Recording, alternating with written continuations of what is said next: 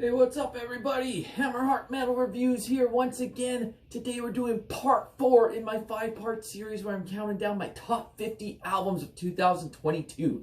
You can go check out the first 3 editions in this series that I did earlier this week, counting down the first 30, and today we are going to be talking about my albums that I've listed from number 20 down to number 11, and then tomorrow you will get my top 10.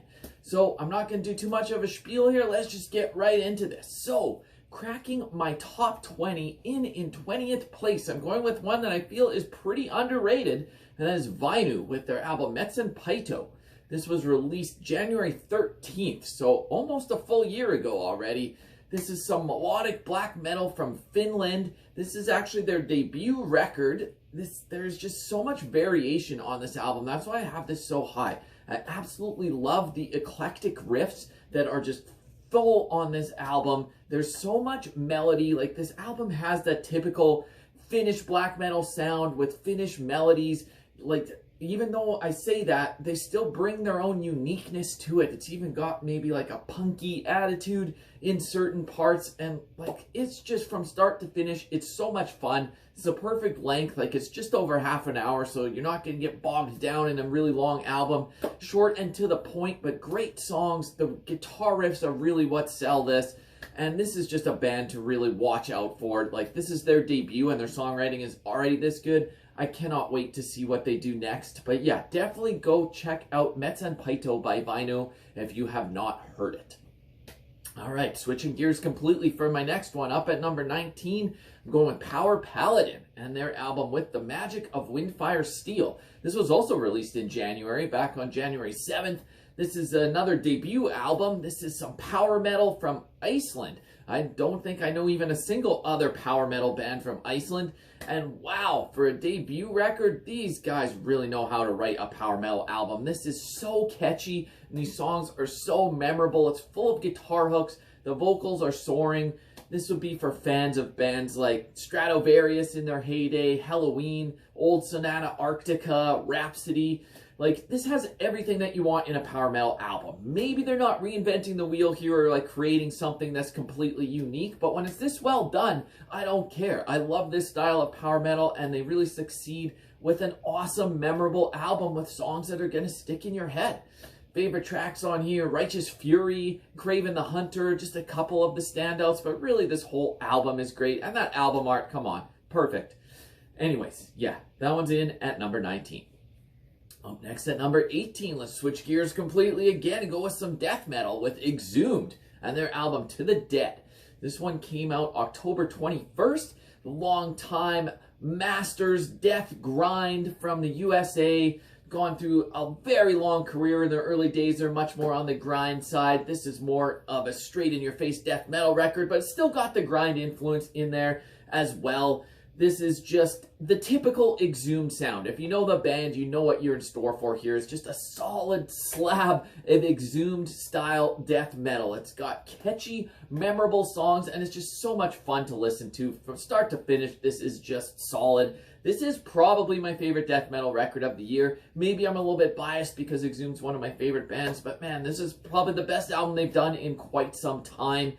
There's great lead work on here. Like, the guitar work on Exhumed albums don't get talked about enough. Matt Harvey really knows what he's doing. The vocals are on point too. The trade-off between the low vocals and the high-pitched vocals, it just really works great. And it's just a thrashy, grindy, fun death metal record from start to finish. Really awesome stuff. Favorite tracks on here: Drained of Color, Rank and Defiled is so fucking awesome. All in all, a great death metal record. Yeah, number 18. Up next at number 17, another one that I think is kind of a hidden gem, Obshar with their album Počornily, Počornily lisŷ. Probably mispronouncing that, so I apologize. This came out on February 18th. This band is from Slovakia, and they play melodic, folky black metal. This one, I have not even heard anyone else talk about this album, and that's a shame because this is really well done. Like, there's moments on here that remind me of like early Ulver, maybe Borknagar, stuff in that vein, where it's got maybe some clean singing mixed in with the black metal. And there's just, yeah, the variation between song to song is just amazing. I'm not going to pick favorite songs because I can't pronounce any of them, but there's just like so many folky segments throughout. There's memorable riffs and hooks, and I just absolutely love this album. If you have not checked it out and anything I just said sounds like you might like it, strongly recommend going and check out Obshar and their new album. All right, up next at number 16, I'm going with Evil Invaders and their new album Shattering Reflection. This was released April 1st. So this band is like a speed metal mixed with thrash metal band from Belgium. Their earlier days, it was like straight in your face, aggressive speed metal. And then for this album, they've got a little more variation, and they've injected it just with this like 80s metal swagger, like even some hair metal influence. And it just really works. This isn't all speed 100% of the time. While there's still some really fast, aggressive songs, they really showcase their songwriting skills and how much they've matured over their career already, that they can write rippers, but then they can also succeed and excel in a mid-tempo song, and even throw a couple ballads on there as well. So there's so much variation, and these songs are just so well written and so memorable. The production here is crisp and clear. It sounds great, and it's just full of standout tracks. Like the singles on this album, they chose the right songs. They're just absolutely amazing. I love the vocals as well. He really hits some high-pitched notes, but he knows when to dial it back as well. You got a song like Die For Me, which really reminds me of like 80s Wasp, which I love. You've got a song like In Deepest Black, which is a great ballad. And then you've got a straight thrasher like Sledgehammer Justice, which throws it back to like early Megadeth. So you got all these different influences, but they do something that just sounds uniquely their own. And it's a really awesome album. In at number 16. All right, in at number 15, I'm going with Woods of Desolation and their new album, The Falling Tide. This was actually just released December 9th, so this is a perfect example why you should not do your year-end lists too early, because this just came out. This could even rise higher than number 15. Honestly, I've only listened to this a handful of times.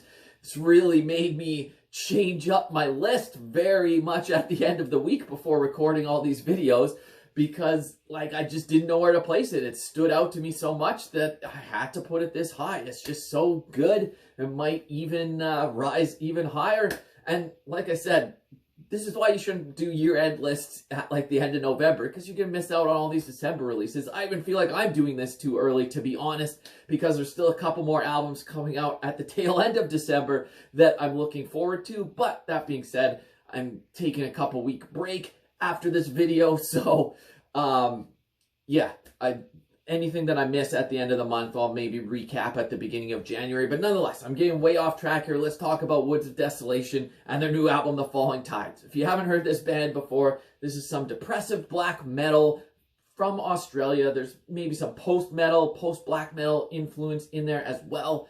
This is a one-man band, but he always gets different vocalists on every album. I actually don't even know who does vocals on this album, if it's him or if he's brought someone else in. I can't really find anything online about that yet, so if you know, definitely let me down below. At first, the vocals on this album may be a little bit jarring. They're not my favorite compared to other Woods of Desolation releases, but once I got used to it, it actually suits it really well. It just took a few listens to really get what's going on here. But yeah, if you've never heard Woods of Desolation before, they have this very typical sound throughout all their albums. It's this just gigantic wall of sound that's filled with melancholy, and it's just really what they're known for, and they do it so well. And this is like a sad but uplifting album at the same time. Like you've got this like deep-rooted melancholy in these riffs that's going to bring your spirit down, but then it shows some hope at the end of the tunnel too, and it's just really well done. I absolutely love this band for exactly that reason. Favorite tracks on here, Far From Here, The Falling Tide. Like I said, this could rise even higher than number 15 in time after only listening to it a few times, but my initial impressions are so strong that I had to put it very high on this list. All right, moving this right along. Up next at number 14, I'm going with Judicator and their album, The Majesty of Decay. So this one came out November 25th. This is a power metal band from the USA, but when I say power metal, this album definitely shifts things up a little bit, bringing in way more progressive elements as well. This is by far their most experimental release. They're doing some new interesting things, going with some weird ideas, but it really works. there's, like, over the course of their careers, is a huge Blind Guardian influence, and they still have that in their core sound, but they've kind of created their own unique identity now with their new lineup. And yeah, they shoot for the fences here, and it really works. Like, maybe this isn't going to be for everyone with some of the experimentation going on, but I really dig it. These songs are unique, but it's still catchy and full of guitar hooks, and the vocals are really on point and so stand out. Go listen to a song like The High Priestess. Check out the music video as well. It's really funny. But all in all, like, that song is probably my favorite on the album, even though it's one of the more progressive songs. Then you have a song like Ursa Major, which is more of a straight-ahead approach. But, like, all in all, this album from front to back is just thoroughly engaging, really well-done stuff in a number 14. All right, up next at number 13, I'm going with Stormruler and their album Sacred Rites and Black Magic. This was released October 14th. This is some melodic black metal from the USA. This album, wow, so many catchy and memorable riffs and songs. The vocals are so vicious, and even the approach is vicious with unrelenting drums, but so much melody at the same time too. So while I say it's vicious, it's also got this underlying melody throughout that just is really amazing. This would be for fans of band, like, huge Dissection influence here for sure. This is a 75-minute album. There are, like, half the songs are interludes to just tie one song to another. That maybe is a slight knock on it, but honestly, it doesn't hold it back too much. Get past the interludes, get past the length, because this is just a solid album from start to finish. Favorite tracks on here: Upon Frozen Shores, Entranced Within the Moon Presence. But really, this whole goddamn album just kicks so much ass. Easily one of the better melodic black metal albums of the year. All right, two more albums to talk about today. In at number 12, I'm going with Ereb, Altor and their album Vargtimman. This one was released back in January, on January 14th. If you've never heard of this band before, very unique sound, kind of blending different styles together, like epic doom metal, Viking metal, folk metal, black metal, to make something that's all their own. Like, in their early days, it was very much just epic doom Viking metal. So, like, there's still some traces of that sound, but their career has gone a different direction. They've started infusing more black metal. And this album, wow, there's so much variation from song to song. Like, you'll have an epic doom song, you'll have a folky song, you have a Viking metal song, and then you have a fast black metal song. But it all works. It still sounds cohesive, and it's just so well done. This is a band that truly carries the spirit of Quorthon and Bathory. They wear their influences on their sleeve, and I absolutely love it. Bathory is one of my favorite all-time bands, so any band that's influenced this much by them, I'm definitely going to like, and Ereb Altor is one of the best out there in this style of music for sure, and I feel like this is one of their best albums in their long career. Favorite tracks on here: Alva Blot is like pure Bathory worship and so good. And then I Have the Sky, the opening track on this, possibly one of my favorite songs of the year by anyone. It is just so good. A great way to kick off the album. It's just so epic, and you will be pumping your fist and singing along as loud as you can. So amazing. In at number 12. All right, one more album today. In at number 11, I'm going with Vanum and their album Legend, which came out April 22nd. This is some black metal from the USA. Speaking of bands that are influenced by Quorthon and Bathory, well, here's another one. This is very much epic black metal with a major Bathory influence for sure. These songs are very long, drawn-out compositions. Like, epic is the key word here. If you like your black metal epic, definitely go listen to this. The vocals are very non-typical for black metal. It's in a lower register as opposed to like the higher pitched rasp, but it really works well here. And yeah, just such an epic album. I love this from start to finish. It's another one where you will be pumping your fist and just getting so into it. There's so much emotion here in these vocals and in the riffs. Favorite tracks on here: Adversary, Legend. All in all, absolutely amazing stuff here. Just missed out on my top 10, but easily could have been in there. So anyways, these are just my thoughts and opinions as usual. Definitely let me know what you thought of these 10 albums down below. Let me know your picks and try to guess what's coming up tomorrow. See if you can guess what's going to be in my top 10. I'm not going to give you any hints. We'll just save that for tomorrow. But yeah, until then, Hammerheart Metal Reviews out.